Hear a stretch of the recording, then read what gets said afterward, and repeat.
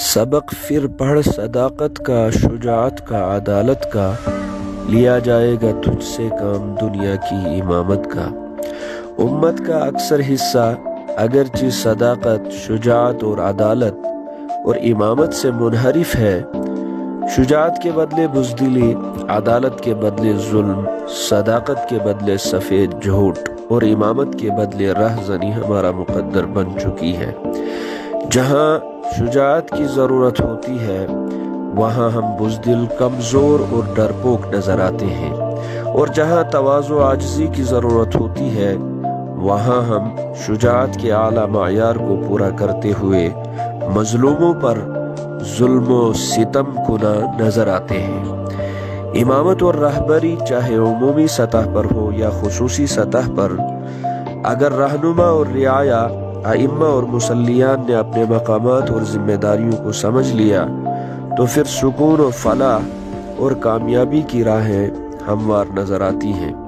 मगर अक्सर व बेशतर मुशाहिदे में ये बात आती जाती है कि कमज़ुबान और शरीफ़ुत्तबा आइम्मा किराम मुसल्लियान और मुतवल्लियान के रौब और दबदबे और जुल्म के शिकंजे में नजर आते हैं, जिनके मजलूमाना हालात बहुत कम अवाम की नजरों से गुजरते हैं। हाल ही में एक शर्मनाक वाक़या जो हाफिज वाहिद हुसैन साहब वल्द निसार अहमद साकिन बंजर तहसील गुंदो के साथ पेश आया, ये वाक़या अपने अंदर गम और मजलूमाना पन लिए हुए है।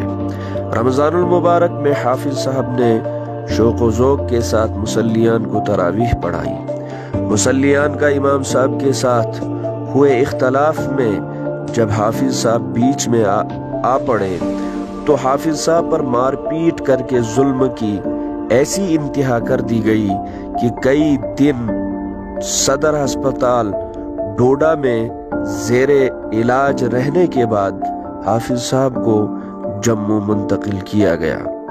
उम्मत मुस्लिमा से खुसूसी गुजारिश है कि मज़कूरा हाफिज साहब इस वक्त आपकी इमदाद के इंतहाई मुस्तहिक हैं, इसलिए दिए गए अकाउंट नंबर में अपनी इमदाद जमा फरमाकर अजर दारैन हासिल फरमाएं और दुआ फरमाएं कि अल्लाह पाक मज़कूरा हाफिज साहब को सेहत कामिला, शिफाए कामिला, आजिला और दाइमा नसीब फरमाएं।